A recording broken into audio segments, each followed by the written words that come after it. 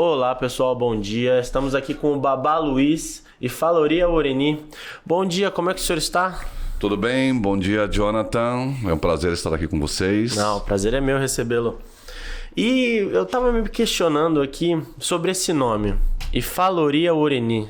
Explica um pouco pra gente da onde vem esse nome, da onde ele surgiu, como é que ele apareceu na sua vida.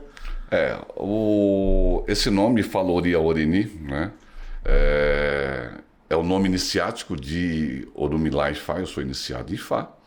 Mas é uma trajetória longa, não só de Falori, né, para chegar até Ifalori. Começou quando eu era pequena ainda, de colo, junto da minha mãe. E a mãe começou a ir na Umbanda, como todo brasileiro, que a Umbanda é uma religião aqui do Brasil, é exclusiva daqui, né? Para aqueles que não sabem, a Umbanda nasceu no Brasil. E ia de colo para ela, para o terreiro. Ela começou, como todo bom brasileiro, gosta de, como falam, né, na macumba, né? E ela começou essa participação, ela começou a incorporar e tudo mais. Muita gente tem essa questão do desenvolvimento espiritual. E chegou um momento que eu comecei a tocar tabaque, ogã. Mesmo criança já tocava tabaque, né? Já nasceu no meio, né? Já estava inserido meio, ali. Né? Então comecei a tocar tabaque. Isso foi indo. Até que em dado momento na vida da minha mãe, né? Mesmo sendo da Umbanda, ela começou a ficar doentada. E uma coisa, outra, até que foi fazer uma consulta oracular, um sacerdote, e veio a orientação que ela fosse iniciada no Orixá Iemoja. E não ela tá doente porque tem que ser iniciada, não é isso, né? Mas a Iemoja iria trazer a cura que ela precisava. A solução, A solução da questão. E até que minha mãe se iniciou. Se iniciou em Iemoja, mas continuou na Umbanda, porque ela já tinha as entidades dela. E eu prometi para mim mesmo, né? Eu adorava a entidade, o orixá, tudo, né? O mundo da divindade, tudo é fantástico. Para quem nunca teve oportunidade de ver um terreiro de Umbanda, um terreiro de Candomblé e ver o acontecimento público, é muito bonito.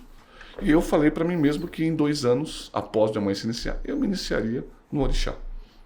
E isso aconteceu. 2 anos depois da minha mãe se iniciar, eu me iniciei. Então você se iniciou muito novo.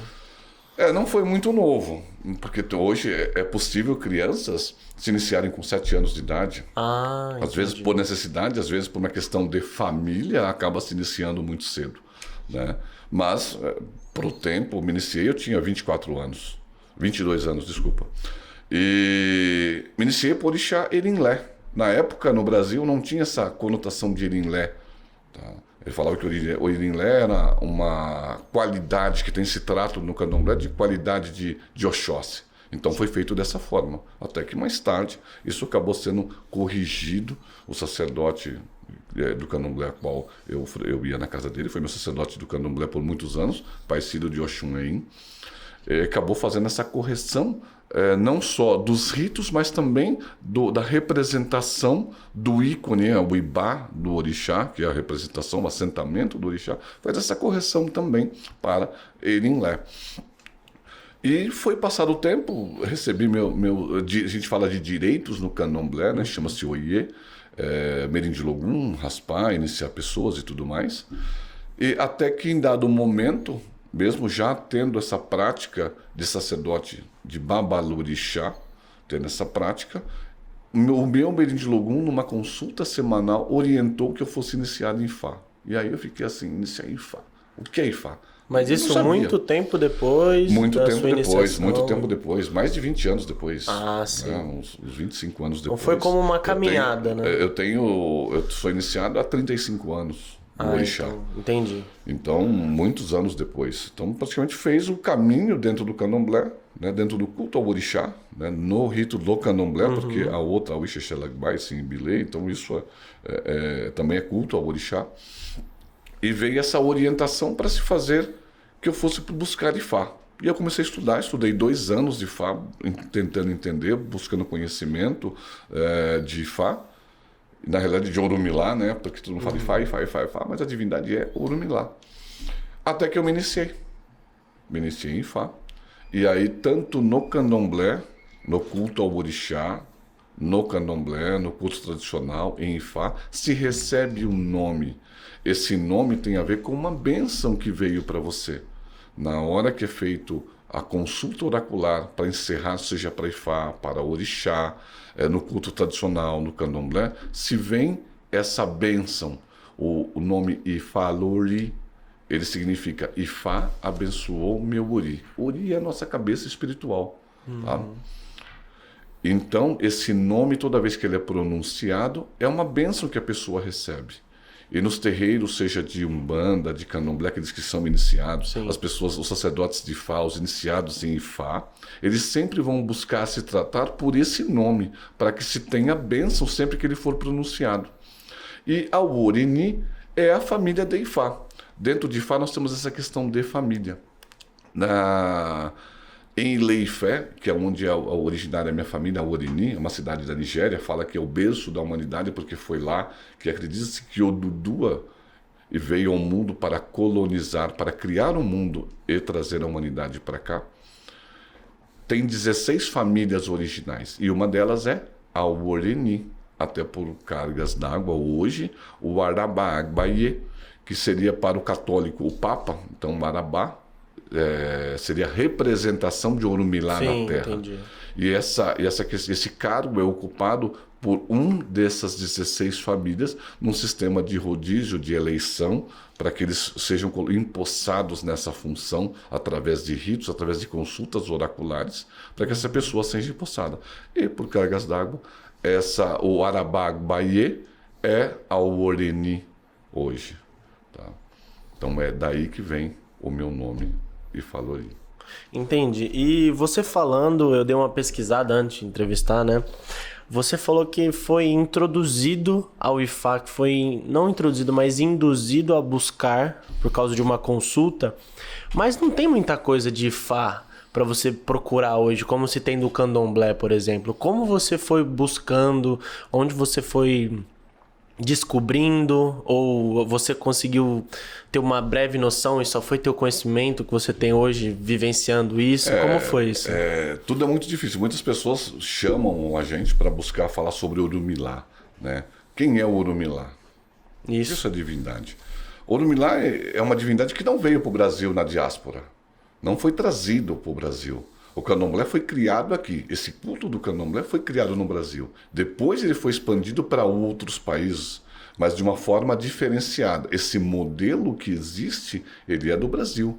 Yanassô e Bamboche Biticu, que criaram esse formato. Ele foi se moldando da forma que é hoje, com sua questão evolutiva, como todas as questões religiosas do mundo, foi se adaptando à modernidade e hoje à globalização. Então o Orumilá não veio. Por que Orumilá não veio? Não tem Orumilá no candomblé. Não tem Orumilá no candomblé? Não tem Orumilá no candomblé. Porque quando da escravidão, do tráfico de escravos, os reis africanos que vendiam os negros aos brancos, eles não vendiam os sacerdotes, nem de Ifá e nem de Orixá. Então o trabalho que se teve para a criação do candomblé é de tirar o chapéu. Porque tiveram que voltar à África para buscar conhecimento. Porque não se tinha sacerdotes aqui. Era tudo falado, lembrado, vivenciado, mas você não tinha alguém que tinha autoridade para falar. Não tinha essa autoridade. Entendi. Então na África, eles tiveram que voltar na África para buscar o conhecimento. E aí tinha um outro problema. A coxa de retalho que foi os africanos que vieram para cá. Porque eram angolanos, bantus, o próprio Queto, né, que hoje uma grande parte das pessoas que são iniciadas no Queto e Angola. E aí eles não tinham esse conhecimento. Tiveram que voltar para buscar isso e os sacerdotes ficaram todos junto aos reis. Para quê? Por causa do conhecimento que o sacerdote tinha. Não só porque não se olhava a questão ele conhece sobre o orixá, mas sempre o sacerdote conhece do oráculo e dos rituais a serem realizados. Então, por isso que Orumilá veio ao Brasil, Ifá veio ao Brasil muito tempo mais tarde. Ifá começou a ter um crescimento maior por volta do ano 2000 aqui no Brasil. Nossa, então começou é recente a se falar. Aqui. É bem recente. É um assunto recente aqui. Então você encontrar uma literatura, além do mais, a cultura de Orumilá, ela é oral. Ela é passada... oralmente. Entendi. O axé está aí a hora que o sacerdote orienta o seu filho, o neófito, sobre aquela questão. Esse axé é passado, o conhecimento é passado. Muitas vezes você lê uma coisa, você lê um ensinamento e você acaba não absorvendo aquilo. Porque há necessidade da oralidade nessa questão. Então, o Orumilá é a divindade do conhecimento e da sabedoria. Fala-se que Orumilá é testemunha de Deus, testemunha do destino, testemunha da criação, é chamado de Elerim e Pim, testemunha do destino. Qual o destino? Todos. Porque essa questão de Orumilá estar presente na criação, fala que Deus, tem uma passagem que fala assim, que Deus... uma parte interessante essa questão de Deus, né? Nós chamamos de Deus. Para o Iorubá, que é uma cultura que tem mais de 10 mil anos, ele não consegue, essa palavra Deus para ele é muito pequena para poder falar sobre o poder gigantesco, sobre enaltecer o Criador. Então eles não chamam de Deus. Do que eles chamam, então? Na Nigéria há duas questões. Toda a África chama de Olodumare. E em Ile-Ife, Eledumare. Mas é uma questão de pronúncia só. É só de pronúncia, porque a palavra parece a mesma. É a mesma, somente o começo é diferente. Entendi. E isso significa, traduzindo assim grosseiramente, porque eles não traduzem essa palavra, seria o Todo-Poderoso. Porque Deus é muito pouco para eles. Para falar da tamanha importância e poder do Criador. Então, a passagem que fala assim que Deus foi criar todas as coisas no mundo, né? E aí chamou todas as divindades, e tem uma diferença entre divindade e orixá, tá? Essa diferença a gente procura sempre falar divindade, porque orixá tem uma peculiaridade. Aí Deus chamou todas as divindades para a criação das coisas do universo. E determinou que todos fechassem os olhos e colocassem a mão nos olhos. Orumilá fez o quê? Não fechou o olho e fez isso aqui. E Deus viu. Curioso, sim, né? Que ele tinha feito dessa forma. E Deus falou assim, uma criação tão importante como essa é preciso de testemunha. E é daí que vem a necessidade de testemunha para atos importantes da vida. Então, por isso faz muito sentido isso. Por isso que Orumilá é Elerim e Pim, testemunha do destino. Porque ele viu tudo acontecer. Na hora da criação de Deus. É como aquilo, eu estava lá, eu vi, né? Exato. Eu sei então do que sabe aconteceu. Tudo o que irá acontecer. Entendi. Por isso que fala que Orumilá é o Deus do conhecimento e da sabedoria. E eu não sei, eu tenho um conhecimento muito pequeno sobre isso, mas às vezes as pessoas podem confundir, pelo que você estava falando sobre Orumilá com Obatalá. Não tem nada a ver. Não tem nada a ver? Não tem nada a ver. Orumilá é uma divindade, né, que está ligada ao conhecimento e à sabedoria. Obatalá está ligado à criação. Tem algumas lendas que falam de Obatalá, né, da criação, algumas que são até interditos de Obatalá. Porque sempre se fala que quando nós consultamos o oráculo para saber sobre um caminho, há a necessidade de fazer o ritual indicado. Além de seguir as orientações, é preciso fazer o ritual indicado. E fala que Obatalá, teimosamente, quando veio na criação da terra, porque inicialmente não era Odudua, e sim Obatalá que viria à terra para criá-lo. E fala que Obatalá não fez os ritos necessários. Então não veio. E aí ele veio, mas teve algumas intempéries, e Odudua acabou vindo à terra primeiro. E isso acabou gerando uma guerra, um conflito entre essas duas divindades, Odudua e Obatalá. Mas isso já passou, uma outra né? História. Faz tempo, já passou. É uma outra história. E eu tô ouvindo o senhor aqui falar sobre passagens, sobre histórias, sobre lendas, e como que a história de Ifá, me parece que ela é tratada por passagens e literalmente histórias, contos. Como funciona isso? Orumilá, começa que Orumilá, ele passa para nós a orientação, para nós sacerdotes, a orientação através de Elá. Elá seria um momento em que, recebendo essa orientação, vamos dizer assim, As pessoas da Umbanda e do Candomblé têm essa questão do incorporar. Então seria um momento em que o sacerdote incorpora, mas não incorpora literalmente, tá? Você recebe a orientação através de Elá. Elá é uma divindade que faz essa conexão entre Orumilá e o Babalaô, entre o Oluô, entre Yanifá, para poder informar as orientações da divindade para as pessoas, tá? E tudo isso através de Ifá. Ifá é um conjunto de informações, passagens, ritos que orientam a resolução de questões. Porque, como eu falei, é passado através da oralidade essas situações. Então, por questões passadas, como Ifá fala que a nossa vida é cíclica, o que aconteceu uma vez irá retornar, e até a própria história fala sobre isso, sobre essa questão de ciclos, né? De ser cíclica a vida. Repetir ao longo da então vida. se estuda o passado para entender o presente, porque isso poderá acontecer novamente. De uma forma diferente, mas poderá. Exatamente. Então, Ifá sempre será assim. O que aconteceu lá atrás com uma palmeira poderá acontecer hoje com uma pessoa. Tem uma passagem que fala que a palmeira viria para a terra e foi consultar.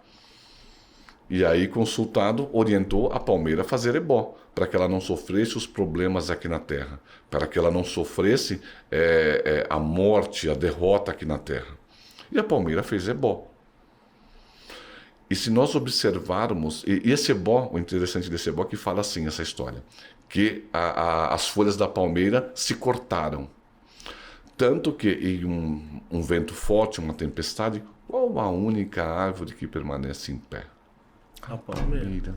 Porque as folhas são cortadas e dispostas de uma determinada forma que ela suporta esse impacto, que ela suporta o vento. Então essa história, mas nós vamos ter palmeira. Não, é trazer para a nossa vida quando essa história vem. Então cabe ao sacerdote a interpretação dessa história do passado para o dia de hoje. Por isso que as histórias itãs, são chamadas de itãs e essés, elas vão trazer ao sacerdote como fazer isso, como resolver a vida da pessoa hoje. Entendi. E eu ouvi o senhor falar de sacerdote, de Oluô, Babá e Yanifá. Seria como um pai de santo?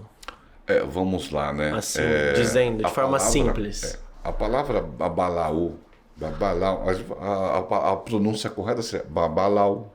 Esse O, ele cai, né? Aquela quantidade de acentos que vocês vêem nas escritas iorubás é o tom, tá? Então essa tonalidade influencia na palavra. É muito tá? sonora, Ogum, né, a língua. Ogum. Então cada um significa uma coisa. Então você tem que enfocar o tom para poder falar a palavra correta. E nós ocidentais temos uma dificuldade terrível com isso, né? Não é algo simplório assim. Tá? O Babalaô, como todo mundo fala, a tradução dessa palavra ao pé da letra significa pai do segredo. Qual segredo? Todos. Uma coisa simplória, você está aqui falando, olha, eu espero que tal coisa aconteça, porque hoje eu estou esperando uma resposta assim, e tenho certeza que vai dar certo. De repente um passarinho pousa ali e fica te olhando, bate asa e vai embora. É um bom sinal? Dependendo como você for espiritualmente, aquilo é um sinal positivo para você. Então essa questão do observar tudo o que acontece para ter respostas, porque nós temos que pensar assim, não há acaso no universo. Nada acontece por acaso. Por que um pneu do carro vai furar na rodovia, na Imigrantes, vindo para cá, ou subindo para São Paulo? Vai furar o pneu do meu carro, sendo que eu tenho 100 carros passando por minuto. Sim, passa um monte e não fura o meu. Por quê? Ou para prevenir algo mais gravoso à frente, ou na minha chegada, ou para me dizer assim, tem alguma coisa que não está certa, você precisa ir procurar uma solução. É um pequeno prejuízo que eu tive ali com o furo do pneu, que eu vou ter um problema na viagem, uma perda de tempo, eu vou ter um gasto a mais de tempo, eu vou ter um gasto a mais de dinheiro, que eu tenho que fazer aquele reparo, eu vou ter um sacrifício meu na troca do pneu. Então, tudo são pequenos detalhes que o Babalaô olha e observa essas situações todas. Não só o oráculo, mas também essa conjunção toda que pode acontecer para ele ou para algumas outras pessoas. Então, o Luo é aquele Babalaô que recebeu uma divindade chamada Iaodo.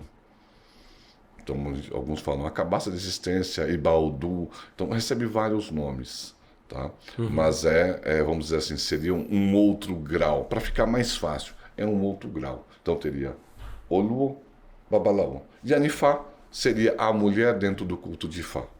A mulher iniciada no culto de Ifá. Sim. Tá? Então seria Yanifá e Babalaô. E a mãe que tem Ifá.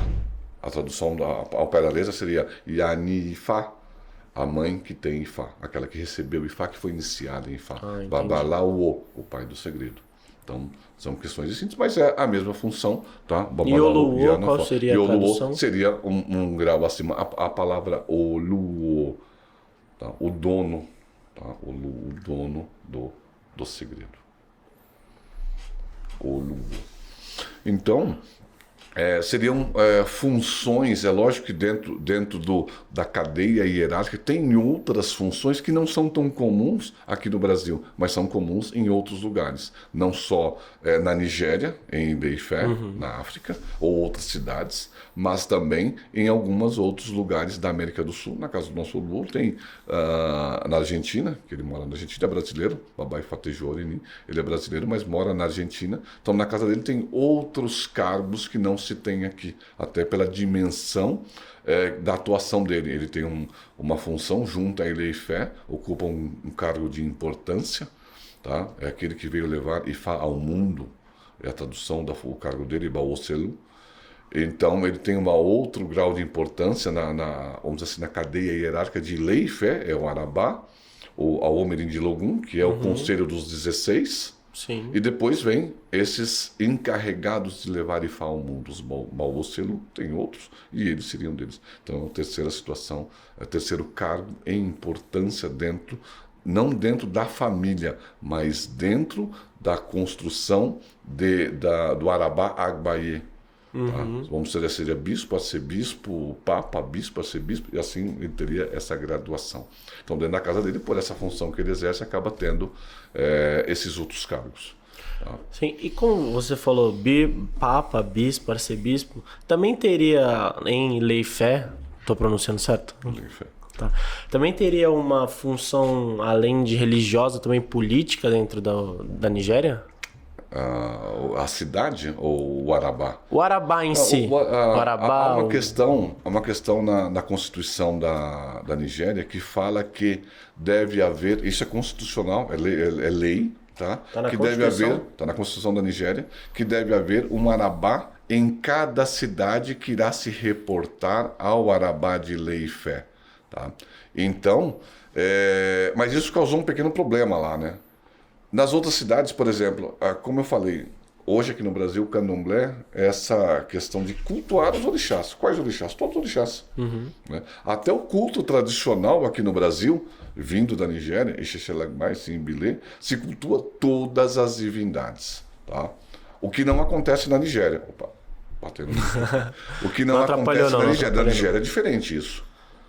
Na Nigéria, cada um, em Oió, por exemplo. Eu gosto de falar Oió porque fala de Xangô. Então, em Oió se cultua Xangô.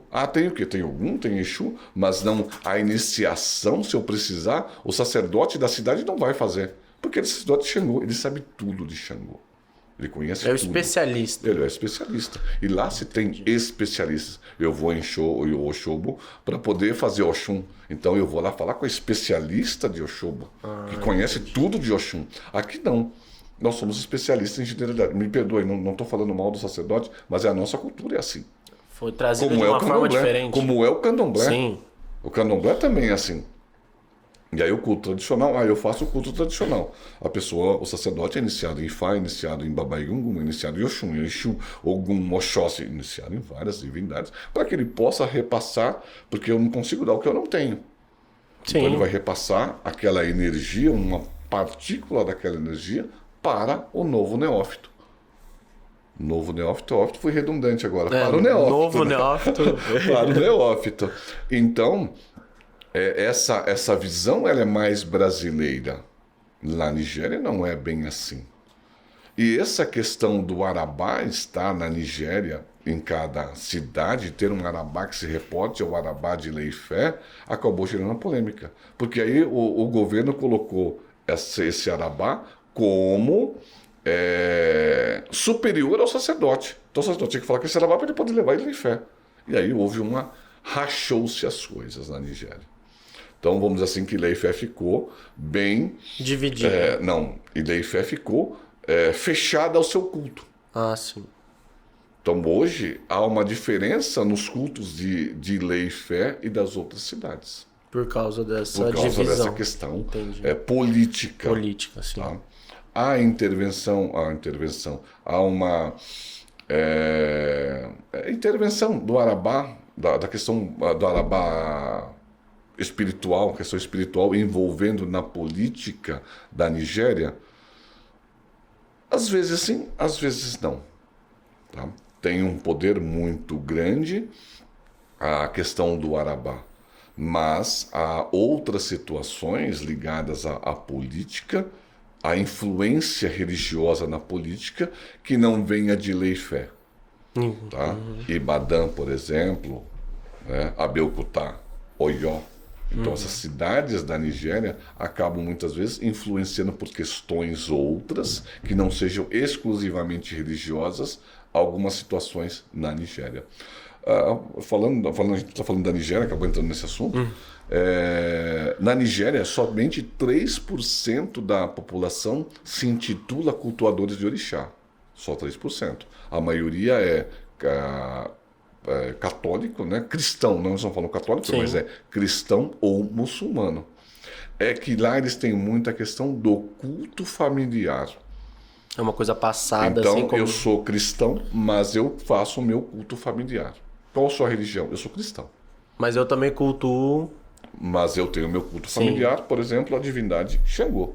Que é da minha família, da minha cidade. Uma coisa até engraçada, acho que todo mundo já ouviu falar da menininha do Cantuá, né? É uma figura, acho que mais icônica do candomblé no Brasil. É uma menininha que já faleceu há alguns anos já, há muitos anos já. E toda vez que perguntavam a ela, qual sua religião? Ela falava, eu sou católica. Então isso é enraizado nas pessoas. E essa questão toda foi enraizada pelos ocidentais. Sim. Muitas questões da Nigéria, houve um aculturamento das questões ocidentais. Sim, naquela E época até nós também trouxemos isso para o culto aqui Sim. do orixá, essa aculturação ocidental, e colocamos isso dentro do culto de orixá. Na colonização, tudo. A visão iorubá para a felicidade, para muitas coisas, para o bem-estar, é completamente diversa da nossa. Completamente diversa. Interessante. Dá pra perceber que tem muito assunto, muita coisa a ser tratada, mas eu quero fazer uma pergunta que eu fiquei curioso. Depois que o senhor se iniciou em Ifá, o que veio antes, o candomblé, os orixás do candomblé, o senhor deixou de cultuá-los, deixou de participar do candomblé e partiu só pro Ifá? Como é que foi isso? Isso é uma pergunta muito comum, as pessoas ficam nessa dúvida, né? Vou me iniciar em Ifá e o restante acabou, eu sou do Ifá. Não tem nada disso, né? Não se preocupe com isso. Orixá é orixá. Ifá, o mecanismo funciona assim, tá? Para depois eu responder essa questão. Consulta o Ifá. Ifá traz o Odo. O Odo vai trazer uma história. Uma Itã, uma Essé, vai trazer isso. Dentro disso eu vou olhar quais são os orixás dentro daquele Odo que precisam ser oferendados para que aquela situação seja transformada na vida da pessoa. E transformada no sentido de transformar coisas que não estão boas, ou no sentido de transformar uma situação que pode ser boa em boa. Muitas vezes você vai consultar e vem lá, infortúnio para a pessoa, vamos dizer assim, vamos tratar por infortúnio. Tá? A palavra ibi vem trazendo infortúnio para a pessoa. Então você tem que transformar esse infortúnio, vamos dizer assim, um negativo, num positivo. Ou outras vezes vem falando de um positivo. Ah, a pessoa está com uma bênção dessa, mas ela não está funcionando na vida da pessoa, então precisa fazer ritual para poder ver. Então, essa questão de Ifá irá falar, olha, faça ritual para essa divindade, para essa divindade, para que isso aconteça na sua vida ou seja transformado. Então, Ifá irá orientar como fazer esse processo através dele mesmo, Orumilá, e através das outras divindades ou orixás, para que aquela transformação ocorra. Então, Ifá precisa das divindades. Então é como se fosse uma ligação. Ele manda mensagem, você lê o que acontece, e aí repassa para outras divindades, aí sim tem o ato do ebó. Exatamente, é muito assim mesmo. Então, vem a orientação, e vai falar, olha, avise, peça algum isso, peça algum aquilo, leve um presente a algum e peça a ele para te transformar isso aqui. Leve um presente a Oxum e peça para ela te ajudar aqui. Então você vai fazendo isso, mas não é aleatório. Sim, é tudo esquematizado. Aquele iodo tem aquelas divindades. Então dentro daquelas divindades, qual será oferendada e com o quê? Já traz tudo isso, então. Quando termina a consulta para a pessoa e vai se fazer o ritual de transformação na vida da pessoa, já se trata do orixá. Então você precisa de orixá dentro de Ifá. Entendi. Você precisa das divindades. Então não dá como você não cultua mais orixá. Não é possível isso. Sim. É necessário ter orixá, sim. Uma coisa não anda sem a outra. Uma coisa não anda sem a outra. Diferente da Nigéria. Se a gente pegar o Oió, por exemplo, ele não vai falar assim, olha, eu consultei Xangô, porque Xangô que responde no Mirim de Lugum. Eu consultei Xangô e Xangô falou que é para oferendar Ifá. Não vai fazer. O Xangô orientou a fazer este ebó, este ritual. Ele por si só vai dar a orientação para a pessoa, para resolver o problema da pessoa. Nós temos que lembrar, um parêntese disso, né? Há uma diferença entre resolver causa e resolver problemas. A causa pode gerar vários problemas. O problema pode se dividir em outros problemas.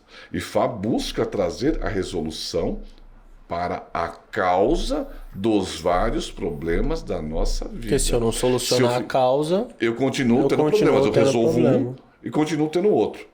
Eu resolvo um, continuo tendo outro. Eu tenho um maquinário que está quebrando a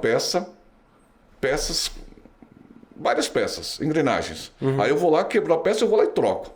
E continuo, quebro outra peça, eu vou lá e troco. A hora que eu paro e pergunto, o que está gerando em quebrar a peça? Eu estou vendo que o óleo utilizado é de uma má qualidade ou não é adequado. A hora que eu troco o óleo, eu evito aquilo de quebrar. Então, eu preciso do orixá. Todos os meus orixás do candomblé continuam sendo cultuados. Entendi. E só uma última pergunta aqui pra gente já acabar. Eu tô vendo esse instrumento aqui que o senhor trouxe. E ele seria pra quê? É um instrumento de Ifá, é um mopon Ifá, e ele é utilizado para fazer os rituais de Ifá, são feitos nele. Tá? Seria a representação de um mundo, tá? E são feitos rituais. Por isso que é redondo, seria um mundo. Exatamente. Entendi. Então tá bom. Vamos ficar por aqui. Já tem foi muito conhecimento passado, muita coisa que eu não conhecia. Acho que vocês também acabaram de conhecer agora. Muito obrigado, Babá Luiz, Babá Ifaloria Oreni, por participar. Muito obrigado. Obrigado a todos. É um prazer estar aqui.